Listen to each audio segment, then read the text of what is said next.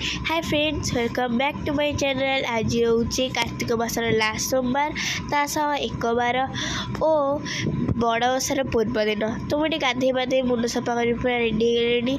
एवं जाऊँ मुरुज पकेबी। तो मु बहुत सारा काली मुरुज भी किनी। एत सारा मुरुज किनिया परे मुझे मामा सह मिसी मुरुज पकई केमती लगुच कमेंट बॉक्स में निहार जनइबे। तो मुझे जाऊँ देखी मामा कौन खावा कलानी। एवं भात होती हबिष डालमा भी हो सारा। तो मामा ये खट्टा भी कलानी आउ शाग भी बछाई रखाई सारा। शाग भी हम। तो मुझे जाऊँ मंदिर। एबे मु मंदिर में आसी पहुँची गली।